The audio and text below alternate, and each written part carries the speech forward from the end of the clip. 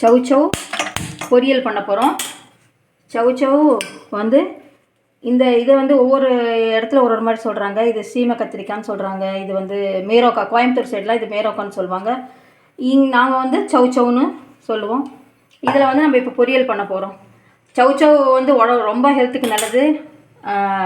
அதனால் நம்ம வந்து சின்ன சின்னதாக கட் பண்ணி வச்சுருக்கேன். இப்போ வந்து அது பொரியல் பண்ணுறதுக்கு பாசிப்பருப்பு போட்டு பொரியல் பண்ண போகிறோம். ரொம்ப நல்லாயிருக்கும் அது.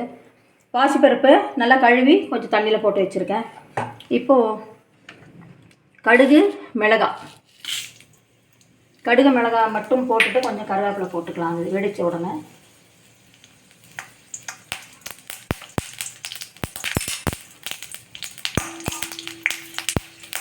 கொஞ்சம் மஞ்சள் பொடி போட்டுக்கலாம். மஞ்சள் பொடி போட்டால் ரொம்ப நல்லாயிருக்கும், உடம்புக்குமே நல்லது. மஞ்சள் பொடி போட்டாச்சு.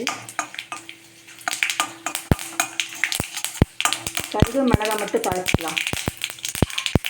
இப்போது கருவேப்பிலை போட்டுக்கலாம்.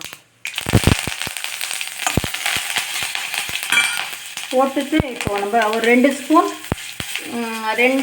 டீஸ்பூன் பாசிப்பருப்பு கழுவி வச்சுருக்கேன். நம்ம இதை வந்து ஃபஸ்ட்டு ஒரு கொஞ்சம் நேரம் வேக விட்டுடலாம். ஏன்னா இது வந்து சீக்கிரமாக வெந்துடும். கொஞ்சம் தாராளமாக தண்ணி விட்டுட்டாங்க.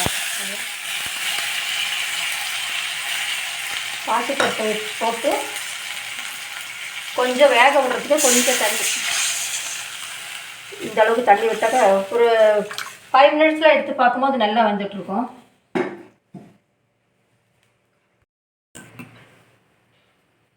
பாசிப்பருப்பு இதில் வேக போட்டிருந்தோம்.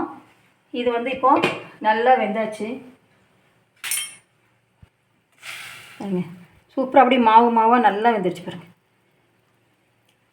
இப்போது பாசிப்பருப்பு வெந்ததுக்கப்புறமா நம்ம காய் இதில் ஆட் பண்ண போகிறோம். இன்னொரு 5 மினிட்ஸில் காய் வெந்துடும். காயை போட்டுட்டு இதே மாதிரி ஒரு பாசிப்பருப்பு நல்லா வெந்த அப்புறம் தான் காயை ஆட் பண்ணணும். காயை போட்டுட்டு இப்போ உப்பு, இது ரொம்ப நல்லாயிருக்கும் சாப்பிட்றதுக்கு. பாசிப்பருப்பு போட்டு இதே மாதிரி கோஸில் பண்ணால் அவ்வளோ நல்லாயிருக்கும். பாசிப்பருப்பு, புடலங்காய் எல்லாமே நல்லாயிருக்கும். இப்போது நம்ம இன்றைக்கி சௌசௌவில் பண்ணிகிட்ருக்கோம். இப்போது இதில் போட்டுட்டு கொஞ்ச நேரம் மூடி வச்சுட்டு ஒரு பாதி அளவுக்கு வெந்ததுக்கப்புறமா இதில் வந்து உப்பு சேர்க்கலாம். இப்போது நம்ம இதில் சால்ட்டு கொஞ்சம் ஆட் பண்ணிக்கலாம். காய் ஓரளவுக்கு வெந்துருச்சு.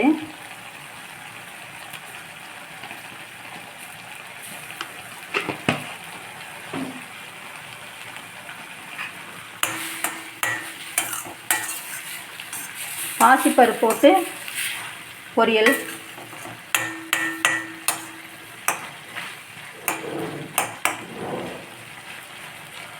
வெந்துருச்சான்னு பார்க்கலாம்.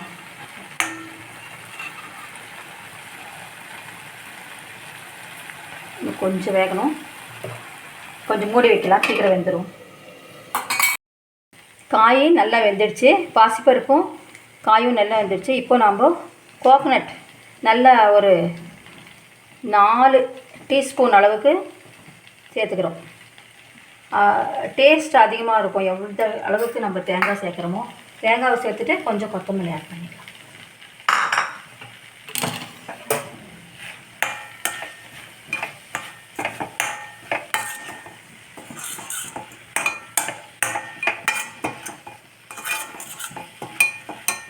பொதுவாகவே சௌசௌ பொரியல் வந்து நல்ல டேஸ்ட்டு தான். அதில் ஒரு இனிப்புத்தன்மை இருக்குது. அந்த காயிலேயே இயற்கையாகவே ஒரு இனிப்புத்தன்மை இருக்கிறதுனால பொரியல் வந்து ரொம்ப நல்லாயிருக்கும் சாப்பிட்றதுக்கு.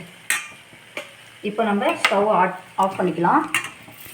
ஸ்டவ் ஆஃப் பண்ணிவிட்டு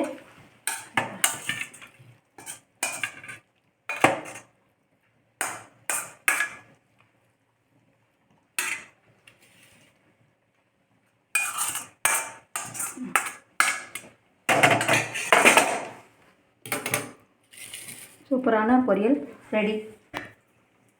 சௌசௌ பொரியல், பாசிப்பருப்பும் தேங்காய் நிறைய போட்டு நல்ல ஒரு சுவையான ஒரு சௌசௌ பொரியல் ரெடி.